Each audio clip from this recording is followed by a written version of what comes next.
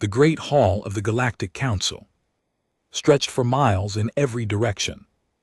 Representatives from 847 different species sat in their assigned seats, watching the morning session begin. The air buzzed with dozens of different languages being translated through universal communicators. Ambassador Kethbar of the Zolfirian Empire walked to the speaking platform with confident steps.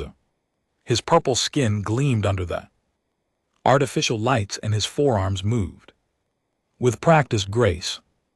Behind him followed 3 assistants, carrying data tablets and official documents. Elder Morthak, the ancient leader of the council, watched from his elevated seat.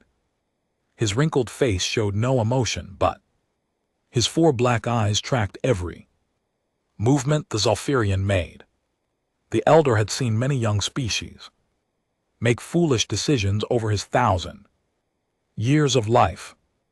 Honored council members, Kethbar began, his voice carrying clearly through the hall's sound system. The Zolfirian Empire comes before you today to announce a great expansion of our territory. Several representatives shifted in their seats. Territorial announcements were common, but something about the ambassador's tone felt different, more dangerous. We claim the Sol system and all its planets for the glory of our empire, Kethbar declared.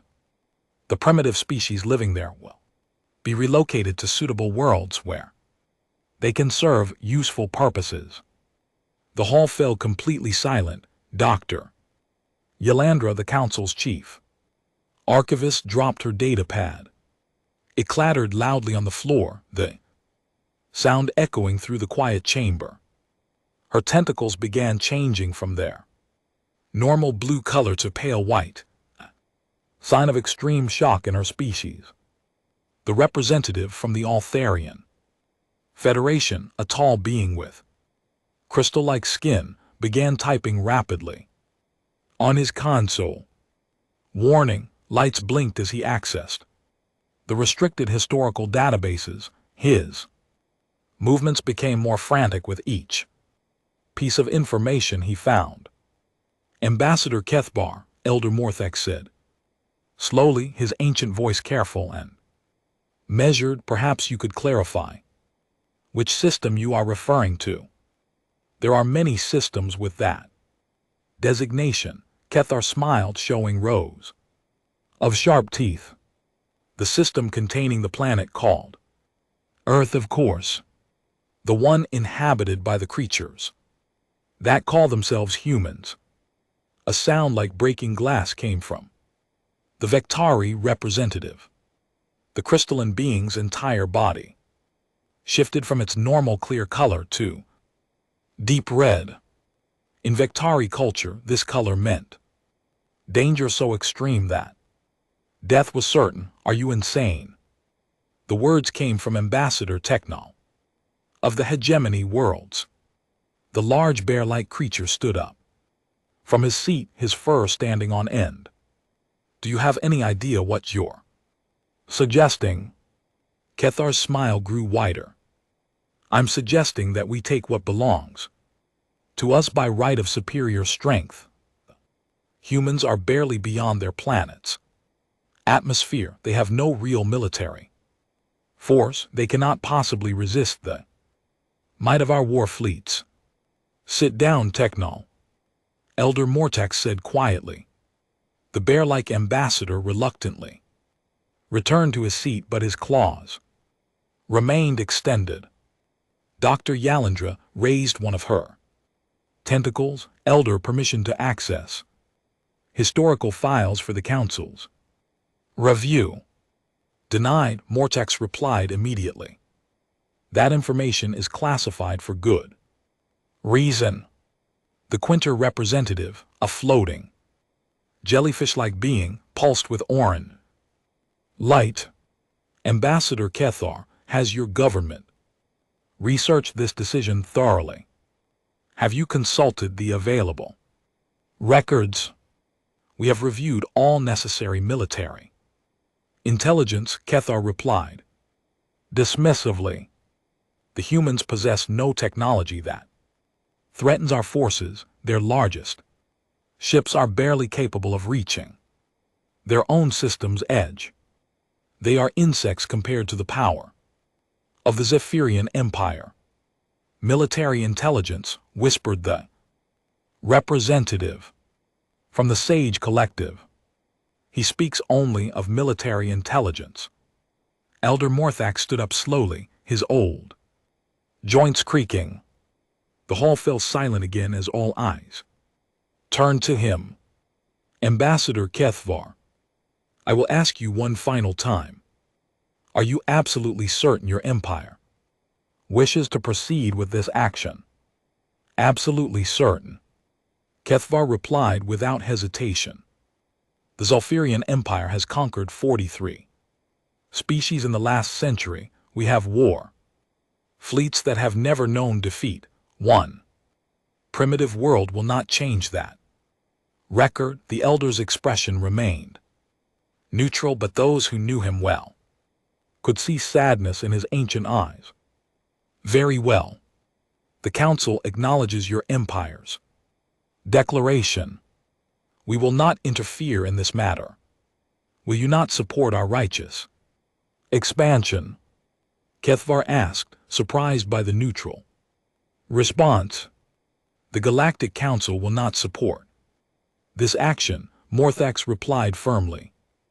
Nor will we oppose it. This matter is now between your empire and the inhabitants of the solar system. Murmurs began spreading through the hall. Representatives started whispering to each other in dozens of different languages. The universal translators struggled to keep up with the flood of conversations. Furthermore, the elder continued, any species that wishes to evacuate personnel from Zephyrian space may do so immediately. The Council will provide emergency transportation. Kethvar's confidence wavered slightly. Elder, surely that's an extreme reaction to a simple territorial expansion. The session is adjourned, Morthax announced, ignoring the question.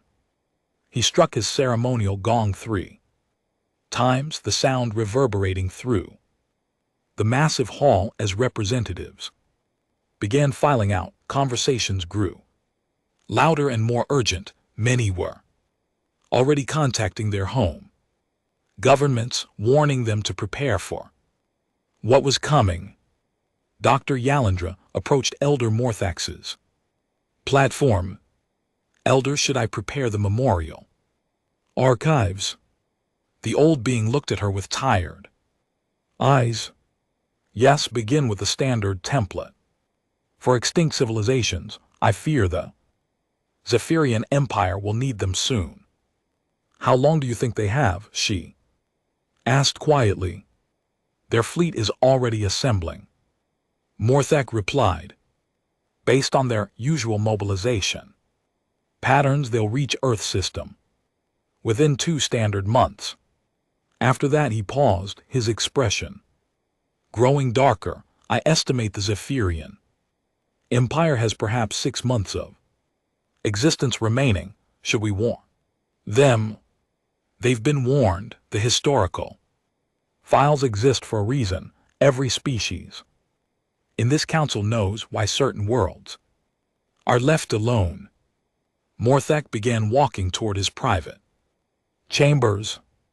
The Zephyrians chose to ignore thousands of years of wisdom. Now they'll learn why that wisdom exists.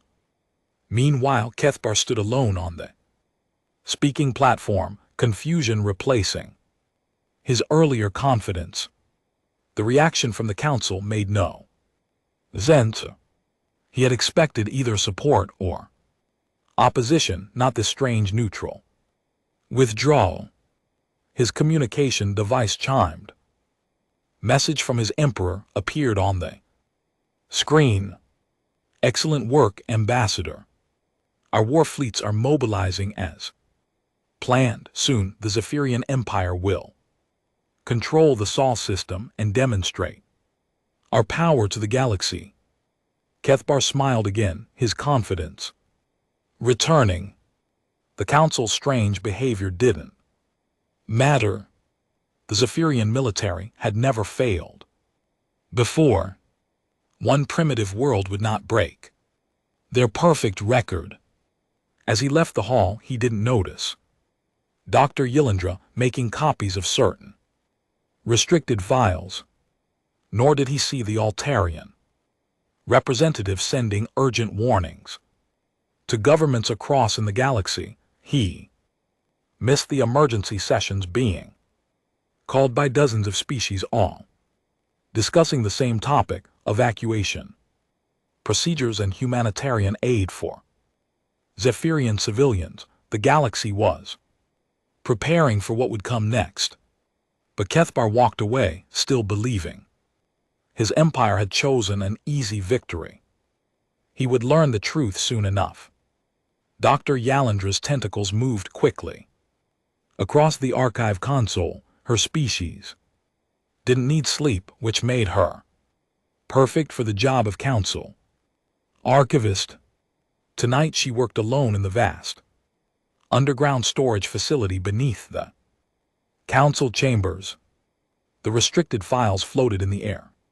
Before her, holographic displays showing events from 200 years ago. These records were sealed for good reason. Most council members had never seen them. Some didn't even know they existed. Computer, begin playback of file. Classification Ultra 7, Earth. Integration period, year 1. She commanded. The holographic display changed, showing a blue and green planet spinning slowly. In space, Earth looked peaceful from this distance, beautiful even. It was hard to believe what happened next. Historical note, the computer's voice announced. The following records document first. Contact between galactic civilization and the species known as humans. Warning, content contains graphic military footage. Yalindra had seen these files before, but they still made her change color. With worry, she watched as the first alien ship approached Earth's solar system 2 centuries ago. The hegemony of Kratos had been powerful then. Their empire controlled 400 worlds and possessed military technology that could destroy planets.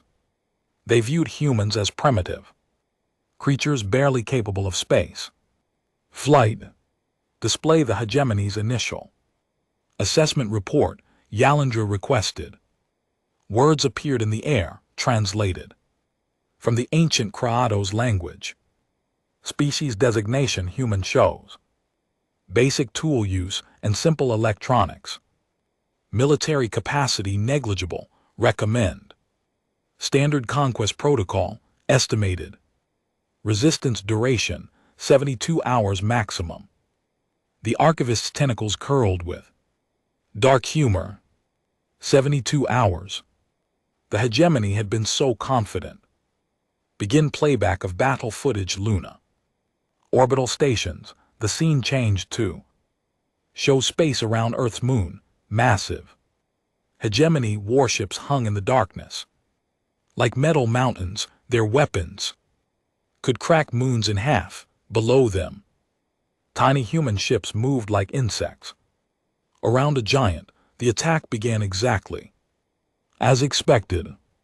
Hegemony plasma cannons fired, destroying the first wave of human defenders in seconds. More human ships came forward, only to be swept away by superior firepower. Display time index.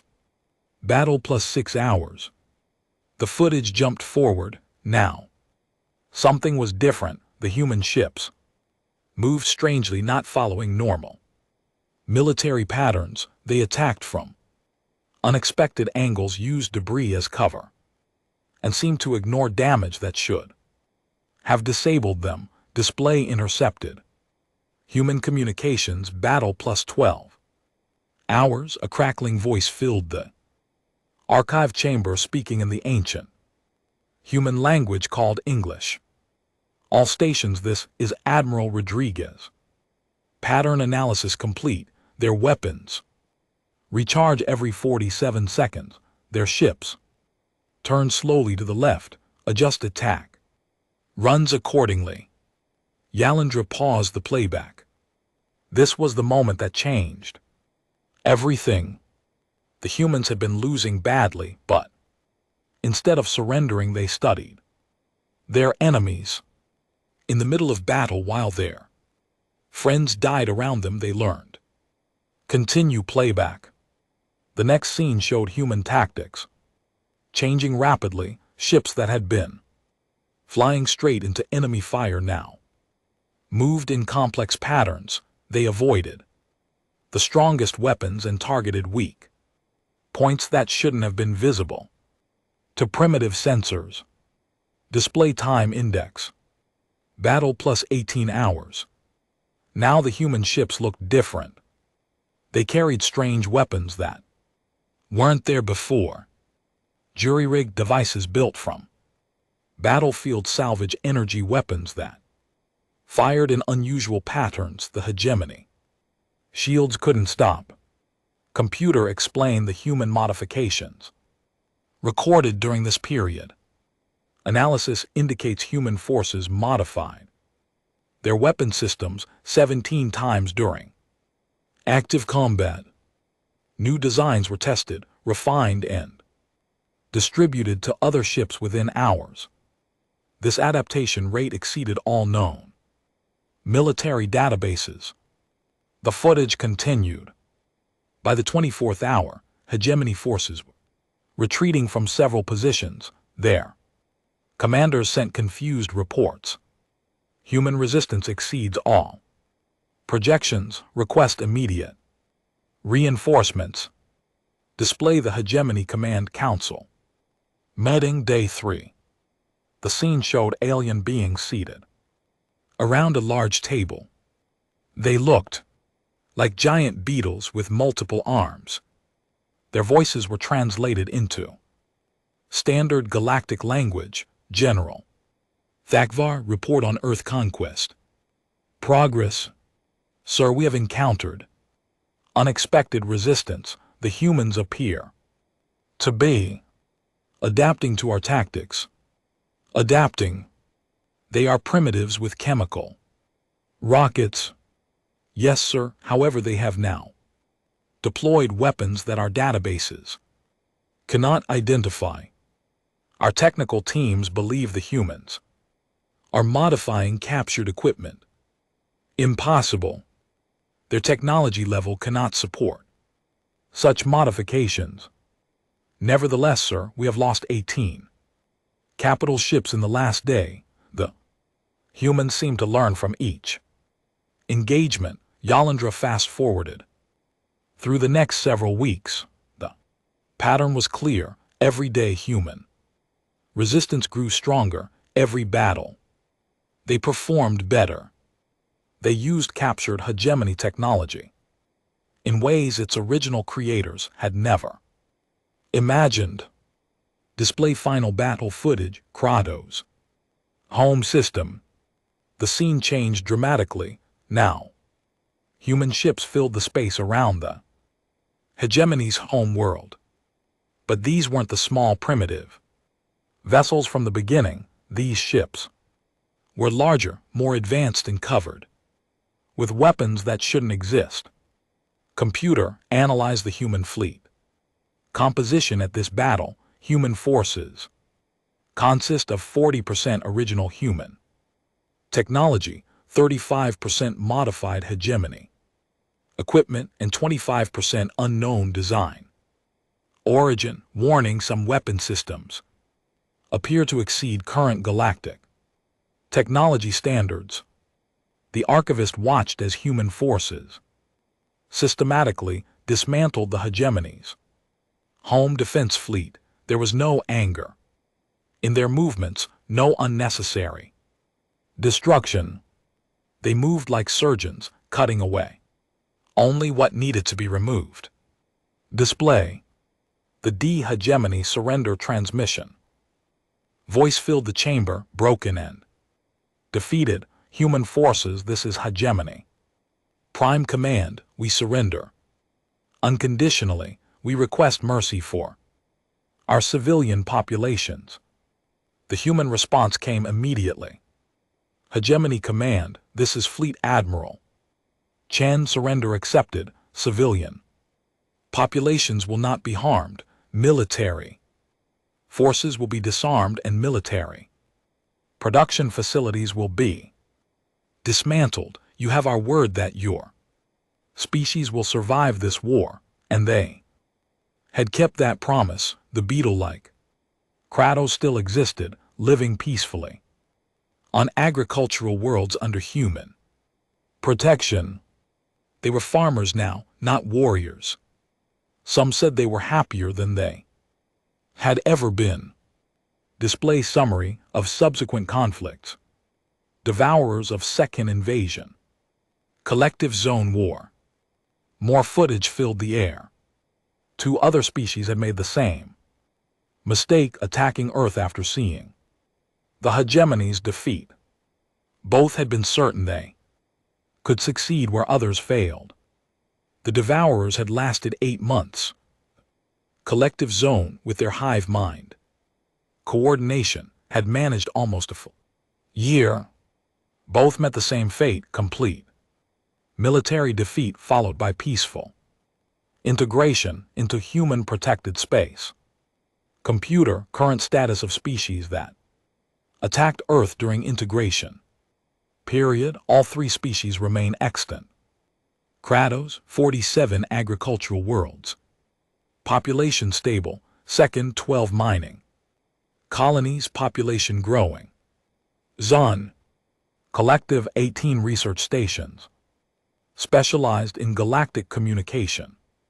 Networks all operate under human protection protocols. Yilindra studied the final statistics. 3 major galactic powers had tried to conquer primitive Earth. All 3 were defeated so completely that they ceased to exist as military forces. Yet all 3 species survived and even thrived under human guidance. Computer, extract key tactical analysis for distribution to council members. Warning, this information is classified. Under Council Resolution 847 Alpha. Distribution requires unanimous elder approval. Emergency override archivist. Authorization 77 Alpha. Imminent species extinction event. Override accepted. Preparing data packets for all council members. As the files compiled, Yilindra thought about the Zephyrian Empire. They had conquered 43 species in recent years. They possessed advanced weapons and experienced soldiers. Their confidence was understandable, but confidence wouldn't save them from what was coming. The historical records were clear. Humans didn't just fight wars, they studied them, they adapted to them, they turned every enemy weapon into a tool for their own use. Most terrifyingly, they did all of this while maintaining strict moral codes that prevented them from committing genocide.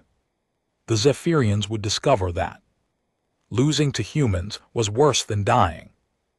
They would survive, but they would never be warriors again. Computer, add personal note to all data packets. The humans do not fight to destroy, they fight to teach. The lesson they teach is that war has consequences.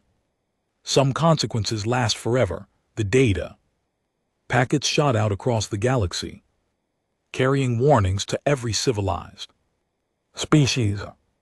But Yilindra knew it was probably too late.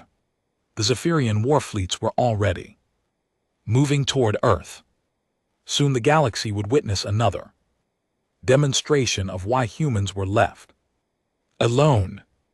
Admiral Sarah Chen stood in the Solar Defense Council's command room, reading from a holographic display that floated before her.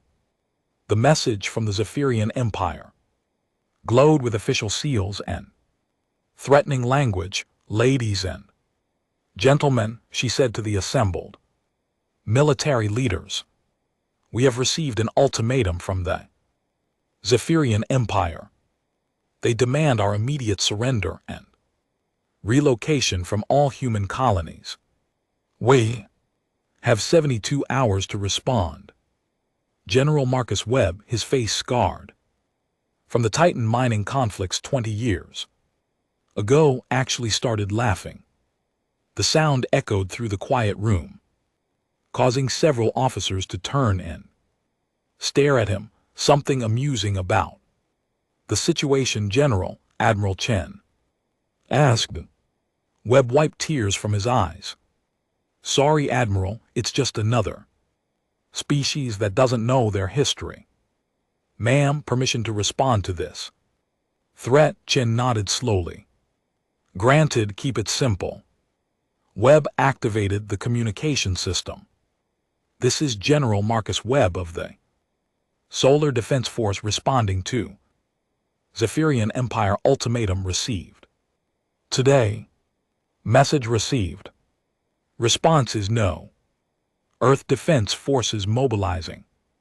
Any Zephyrian vessel entering Sol system will be treated as hostile. We strongly recommend you reconsider. End transmission." The message shot out across space toward Zephyrian territory. Admiral Chen turned to her staff. "Gentlemen, ladies, you know what comes next. Activate Protocol 7. Captain Rodriguez raised her hand.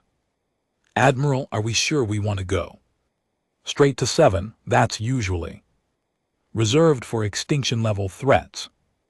"Captain, they threaten to relocate our entire species. In my book that qualifies." Chen walked to the main display showing the solar system. "Besides, we've been peaceful for 200 years. Clearly someone needs a reminder of why that was a choice, not a necessity." Across human space, ancient systems began to wake up. On Luna Base, massive rail guns that had been silent for decades started their power-up sequences. The lunar surface shook as targeting computers calculated firing solutions for objects moving at significant fractions of light speed.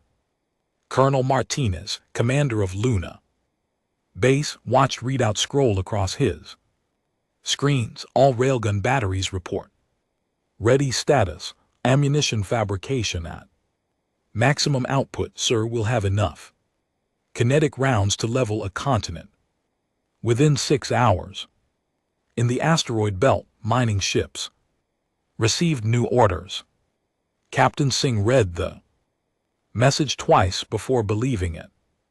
"Attention all mining vessels, military. Retrofit Protocol 7 is now active. Report to designated stations for weapon installation and tactical briefing." The miners knew these protocols existed, but nobody had expected to use them. Within hours, ships designed to crack asteroids were being fitted with weapons designed to crack starships. Modifications looked rough, but they were deadly effective.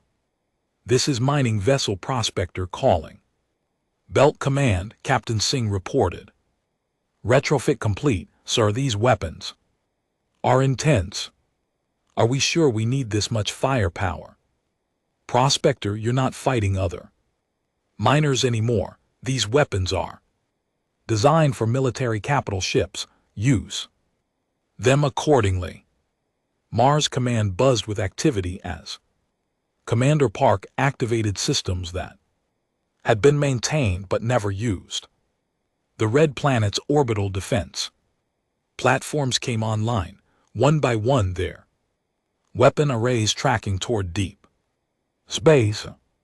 "All platforms report ready status." Lieutenant Hayes announced. Sir, the power readings are incredible. Each platform could take out a small moon.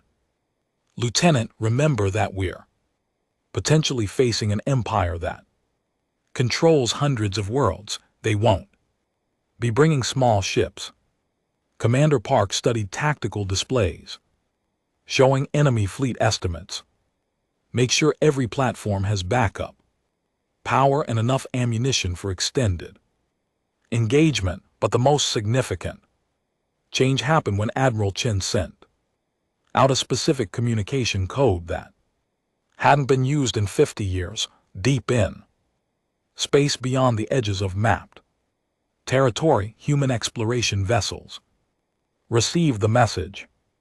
Captain Thompson of the exploration ship Wanderer read the code 3 times before understanding what it meant. All hands, this is the captain.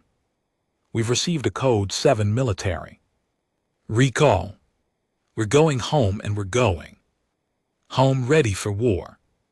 The exploration fleets had been gone for years, pushing the boundaries of known space, making contact with new species, and studying phenomena that defied explanation. They had learned much during their travels. Captain Chief Engineer Patel reported. The modifications we made after the Sigma Draconis incident are still in place. Our weapon systems are, well, let's just say they're not standard human technology anymore. Good. Send word to the other ships. We're not just going home, we're bringing friends. Those friends were the technological innovations discovered during humanity's expansion into unknown space.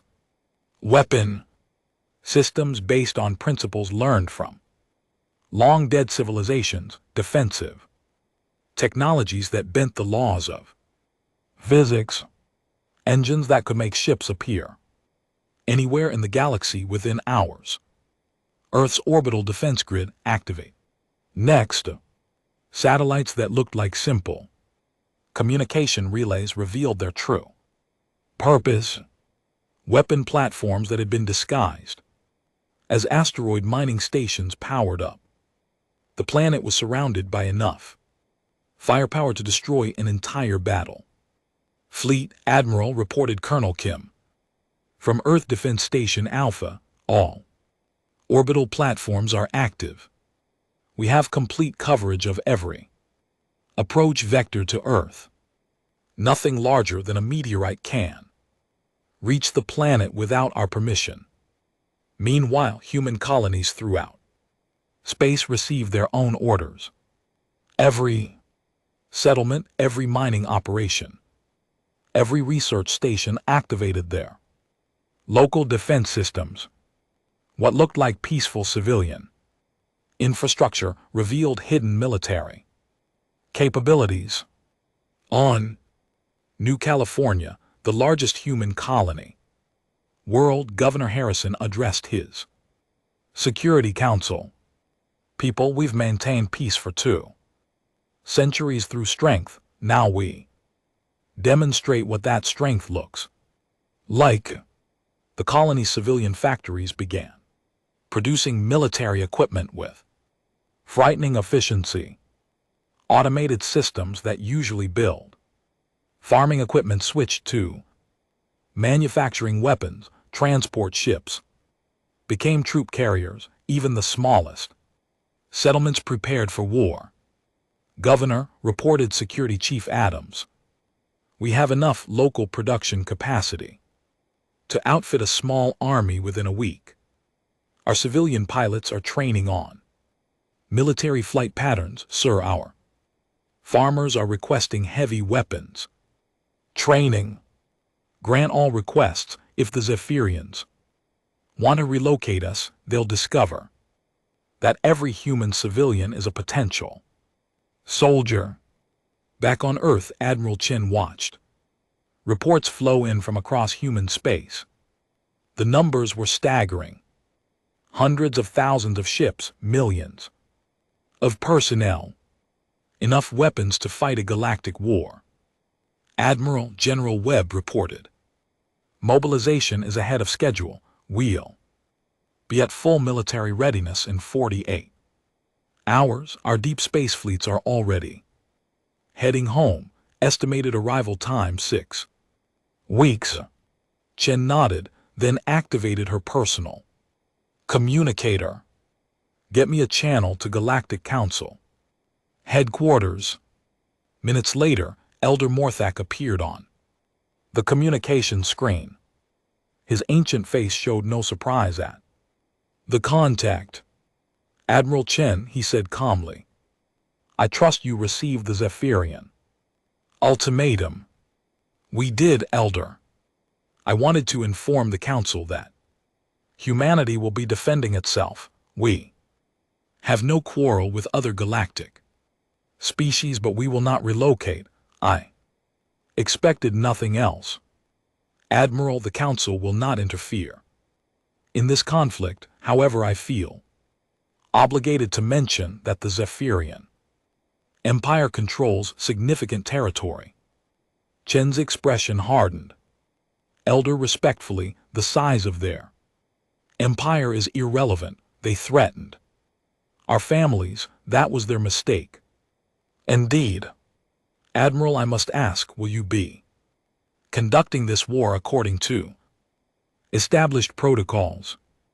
We will not target civilian populations. We will not destroy inhabited worlds. We will not commit genocide. But Elder, Chen paused, choosing her words carefully. The Zephyrian Empire's military capacity will cease to exist permanently. Morthak nodded slowly. As expected, the Council has already begun preparing humanitarian aid for Zephyrian civilians. We remember how these conflicts end. After the communication ended, Chen stood alone in the command center, looking out at the stars. Somewhere out there, an empire was mobilizing to attack her people. They expected to find primitive humans with limited technology and no military experience. They would find something very different. Computer, she said quietly, begin tactical analysis of Zephyrian military doctrine. I want to know everything about their weapons, their tactics, and their weaknesses. We have 6 weeks to prepare. Analysis beginning, Admiral. Estimated completion time 12 hours. Chen smiled grimly.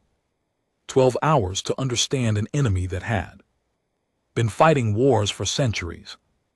Most species would consider that impossible. But most species weren't human, Emperor. Zekthar stood on the bridge of his flagship, the Infinite Glory, watching the solar system grow larger on the main display. Behind him stretched the largest war fleet in Zephyrian history. 500 capital ships, 2,000 escort vessels and carrier ships filled with enough ground troops to conquer a dozen worlds. Magnificent, he said, his forearms spread wide in satisfaction. The primitive humans will witness the true power of the Zephyrian Empire. Today, Fleet Admiral Vorkash approached the Emperor's throne, his expression showing concern. My lord, our forward scouts report unusual activity in the system. The human defense grid appears more extensive than our intelligence suggested.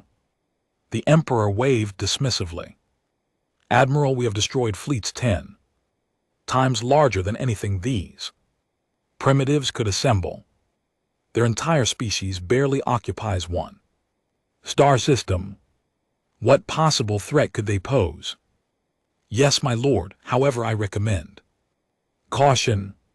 Our databases contain very little information about human military capabilities.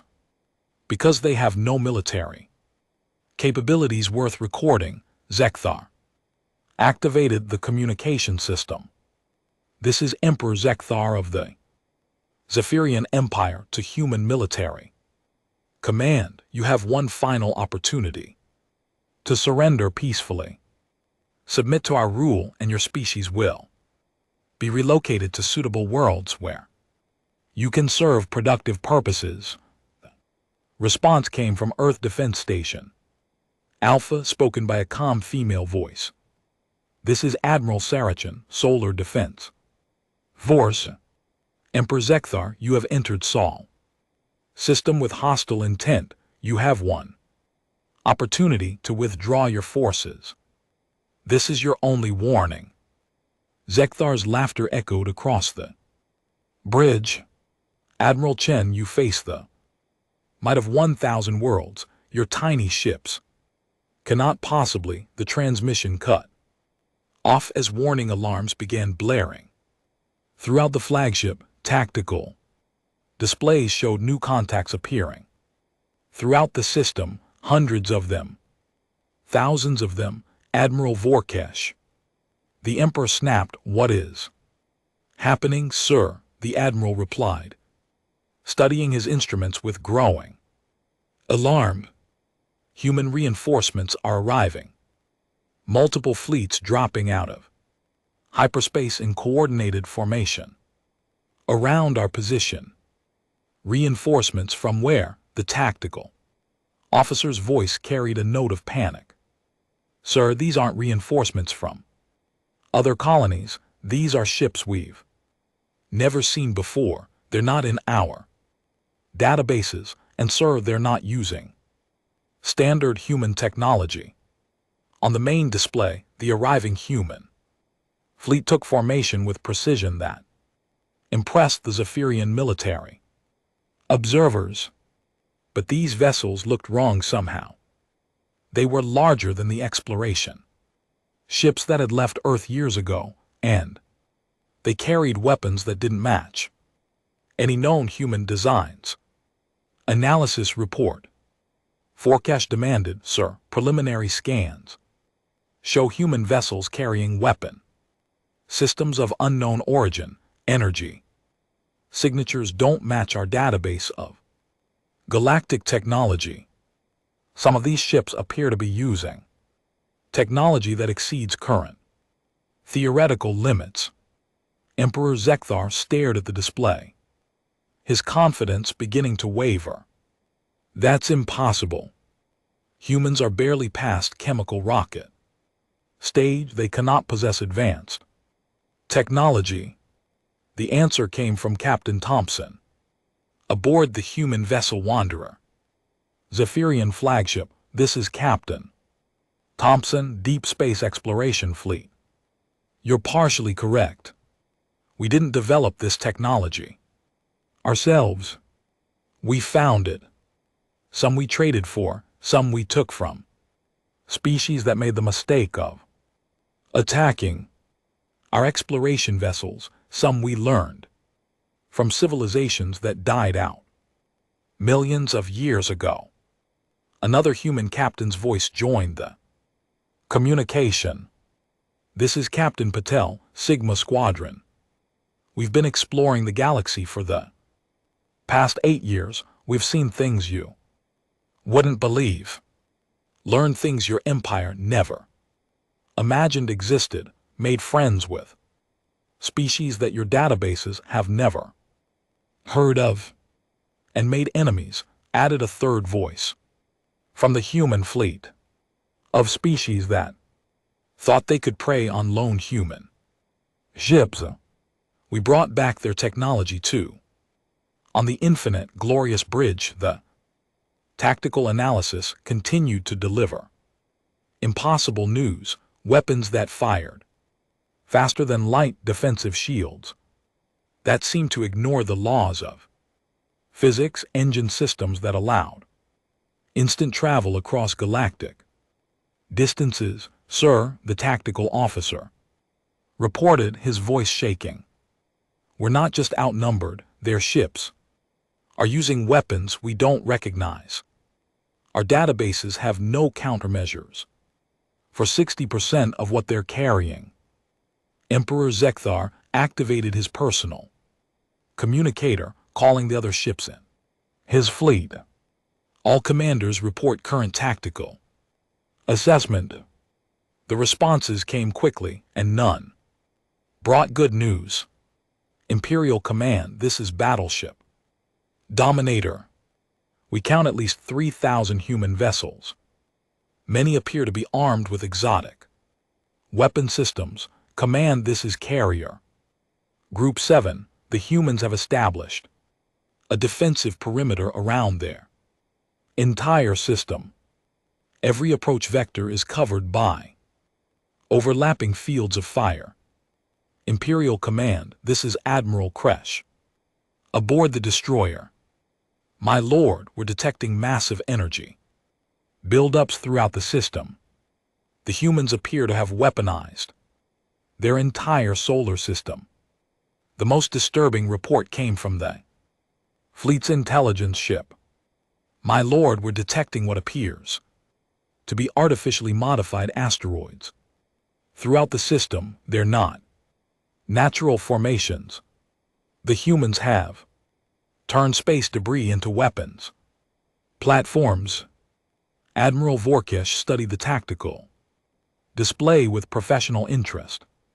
Despite the terrifying implications, sir, the human formation is remarkable. They've achieved perfect coordination across thousands of vessels. This level of tactical precision usually requires decades of training. How is that possible? The Emperor demanded. The answer came from Admiral Chen's voice over the communication channel. Emperor Zekthar, every human vessel in this system is crewed by explorers, researchers, miners and traders, but every human civilian receives basic military training. We've been preparing for this conversation for 200 years. Impossible. Zekthar replied, civilian populations cannot possess military effectiveness. You're thinking like someone who separates civilians from military. Captain Thompson replied, we don't make that distinction. Every human is a potential soldier. Every human ship can become a weapon. Every human settlement is a fortress. The tactical officer provided updated analysis. Sir, energy readings from the human fleet exceed our theoretical maximums. Some of these vessels appear capable of destroying capital ships with single shots. All ships, Emperor Zekthar commanded. Prepare for battle. Deploy all fighters. Charge main weapons. We will show these primitives the power of true military force. Admiral Chen's voice cut through the fleet communications. Emperor Zekthar, you have 30 seconds to begin withdrawal. After that we will consider your fleet hostile and respond accordingly. We do not retreat from primitives. The Emperor snarled. 20 seconds, Admiral. Vorkesh grabbed the Emperor's arm. My lord, perhaps we should consider 15 seconds. The Zephyrian Empire does not surrender. 10 seconds. 5, 4, 3, 2, 1. The human fleet opened fire. What happened next will be studied in military academies across the galaxy for centuries. The human attack was not the desperate charge of a primitive species. It was surgical, coordinated, and absolutely devastating. Exotic weapons that seemed to ignore shields, kinetic projectiles that appeared from impossible angles, energy beams that struck with the force of stellar explosions. The Zephyrian formation, perfected over centuries of conquest, dissolved within minutes. All ships.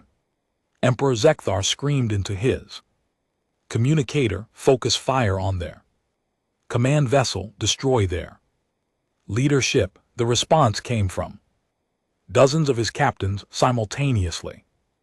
Sir, we can't identify their command structure. Every ship appears to be Operating independently. Impossible. Military forces require central command. Admiral Chen's voice cut through the chaos of battle communications. Emperor, you're still thinking. Conventionally, we don't use central command. Every captain is authorized to make tactical decisions. Every crew knows the mission: destroy our flagship, and 5 others take its place. Immediately, the battle continued for 4 hours and 17 minutes.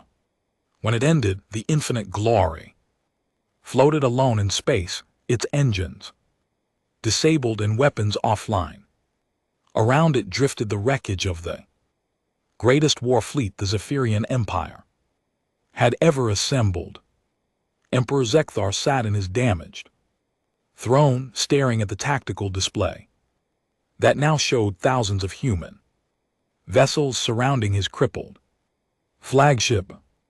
In 4 hours, his empire's military might had been reduced to a single damaged ship. This is Admiral Chen to Zephyrian flagship. Prepare to be boarded. You will be taken into custody for war crimes proceedings. Your crew will be treated according to galactic conventions. War crimes, Zekthar asked weakly. You threaten genocide against an entire species. That's a crime under galactic law. Don't worry, Emperor. You'll survive this. Your empire, however, will not. As human boarding parties prepared to dock with his ship, the former emperor of the Zephyrians realized the terrible truth. The humans hadn't been fighting at full strength. This had been a demonstration, not a war. 6 months after the Battle of Saul, the former Emperor Zekthar stood in a grain field on the agricultural world of New Zephyr. His once magnificent royal robes had been replaced with simple farming clothes. His forearms, which had once commanded fleets, now guided harvesting equipment through rows of genetically modified wheat. Administrator Zekthar called his human supervisor, walking through the field with a tablet in her hands. The harvest numbers look good this season. Your agricultural teams are exceeding production targets. Zekthar looked up from his work, sweat gleaming on his purple skin. Thank you, Supervisor Martinez. My people are adapting to their new circumstances. How are you adapting? She asked, genuine concern in her voice. The former emperor considered the question. I spent 50 years learning to destroy. Now I'm learning to grow things. It's different, harder in some ways. But he paused, watching Zephyrian children playing between the crop rows. My people are safer now than they were when we controlled 400 worlds. Supervisor Martinez nodded. The transition period is always difficult, but you've seen the reports from other species that went through this process. The Kairal 2's agricultural worlds are now some of the most prosperous in the galaxy. Yes, I've read those reports. Zekthar resumed his harvesting work. Tell me, Supervisor, was this always the plan, even before we attacked Earth? Administrator, I'm not qualified to discuss military strategy, but I can tell you that humanity has been preparing for species like yours for 2 centuries. We learned early that some civilizations only understand strength. Meanwhile, in the Galactic Council chambers on Nexus Prime, Elder Morthak addressed a special session. The hall was packed with representatives from hundreds of species, all wanting to understand what had happened to the Zephyrian Empire. Council members, Morthak began. Today we discuss the aftermath of the Saul conflict and its implications for galactic peace. The Altarian delegate raised his crystal in hand. Elder, our analysis of the battle data is troubling. The human fleet demonstrated technology that exceeds known galactic standards. How did a single system species develop such capabilities? Dr. Yilindra, now promoted to chief council advisor, activated her presentation display. Honored delegates, the answer is both simple and complex. Humans didn't develop this technology. They acquired it. Holographic displays showed star maps with human exploration. Routes marked in blue. For the past 50 years, human deep space vessels have been exploring regions of the galaxy that we considered too dangerous or remote to investigate. They made contact with species we've never heard of. They discovered the ruins of civilizations that died out before our current galactic order existed. The representative from the Sage Collective pulsed with orange light. Are you saying humans have been scavenging ancient technology? Not scavenging, Yilindra corrected. Trading, learning in some cases. Defending themselves against hostile species that attacked their exploration vessels. The humans who returned to defend Earth brought back 200 years of accumulated knowledge from across the galaxy. Elder Morthak stood to address the growing murmur of conversation. Council members, this is why the historical files exist. Every few generations, a species emerges that believes military conquest is the path to greatness. They see humans as an easy target because they appear peaceful and occupy only one system. But humans are not peaceful because they're weak, the elder continued. They're peaceful because they choose to be. When that choice is challenged, they demonstrate why it was wise to make it. The ambassador from the hegemony worlds, a descendant of the first species to attack Earth, requested permission to speak.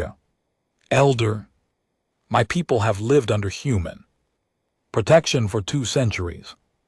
We've never been happier or more prosperous, but I must ask, why do humans allow species like ours to survive? Why not simply eliminate threats permanently? Ambassador Theknal, perhaps you should ask them directly, Morthax replied.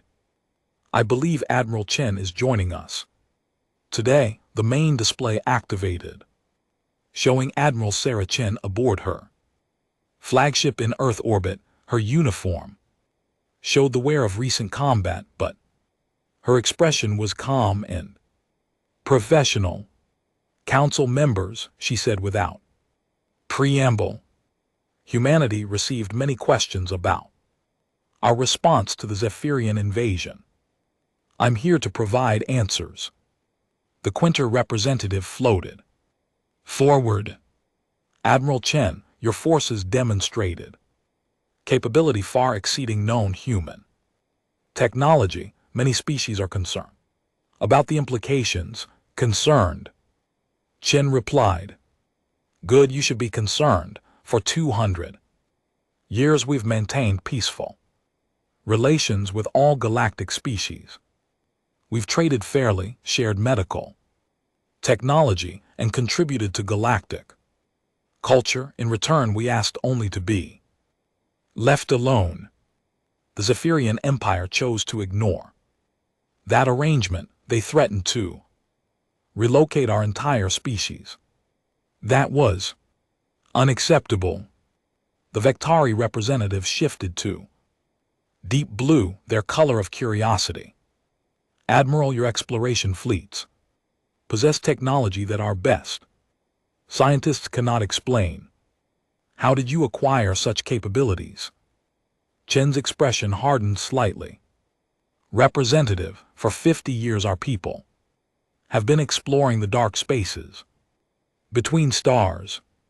We've found the ruins of civilizations that died out millions of years ago. We've made contact with species so advanced that your databases don't contain their names. We've defended ourselves against hostile entities that exist in regions you consider uninhabitable. Every piece of technology we used was earned, every weapon system was tested against enemies you've never heard of. Every defensive capability was developed, fighting battles in places you've never been. The Corvixy delegate, representing a young and aggressive species, stood up aggressively. Admiral Chen, your demonstration against the Zephyrians has created a power imbalance in the galaxy. Some species might consider this threat to galactic stability. The chamber fell silent. Admiral Chen's expression didn't change, but somehow the temperature seemed to drop. Delegate Moravik, she said quietly, are you suggesting that my species represents a threat to galactic peace? I'm suggesting that such overwhelming military capability concentrated in one species could be problematic. Admiral Chen was quiet for several long seconds. When she spoke, her voice was calm but carried an undertone that made several representatives change color with fear. Delegate, let me be very clear. Humanity has no interest in conquering other species. We have no desire to rule the galaxy. We want to be left alone to pursue our explorations and research in peace. However, she continued, any species that threatens human civilians will discover what the Zephyrians learned. We don't conquer. We don't occupy. We don't commit genocide. But we will defend ourselves, and that defense will be absolute. Elder Morthak stepped forward. Admiral Chen, the Council appreciates your clarification. However, Delegate Moravik raises a valid concern about the balance of power in the galaxy. Elder, respectfully, there is no balance of power. There are species that leave humanity alone, and there are species that no longer exist as military threats. The choice of which category to belong to rests entirely with each individual species. The Corvexian delegate's skin flushed with anger. That sounds remarkably like a threat, Admiral. Delegate Moravik, it's not a threat. It's a statement of historical fact. Ask the Kriltos, ask the Second, ask the Zon Collective, ask the Zephyrians. All of them learned the same lesson, which is Admiral Chen's expression remained calm, but her words carried the weight of absolute certainty. There are old species and there are aggressive species, but there are no old aggressive species that chose to fight humanity. The communication ended, leaving the chamber in absolute silence. Finally, Elder Morthak spoke. Council members, humanity has once again demonstrated why they are left alone. I recommend that all species review their historical databases and remember this lesson. Furthermore, he continued, any species considering aggressive action against human interests should remember that what happened to the Zephyrian Empire was not a war. It was a demonstration. The humans were not fighting at full capacity. The Altarian delegate's crystalline form dimmed with fear. Elder, if that wasn't full capacity, then what would be? Representative, I pray we never find out. 6 months later, the Corvixy Dominion announced their intention to test humanity's resolve by attacking a human research station near their territory. In the council chambers, representatives quietly began preparing memorial texts for another species that refused to Learn from history, but deep in the archives, Dr. Yalendra made a new entry. In the historical files, year 247 post-integration, the galaxy continues to produce species that mistake human restraint for weakness. Humanity continues to provide educational experiences for these species. The lesson remains the same. Some choices cannot be undone. The galaxy was vast, and somewhere in its depths, new species were developing. Faster than light travel in dreams of conquest, eventually one of them would look at the peaceful human worlds and think they saw an easy target. When that happened, the galaxy would learn the lesson once again. Some lessons, it seemed, had to be taught repeatedly. But humanity was patient, and they were very good teachers.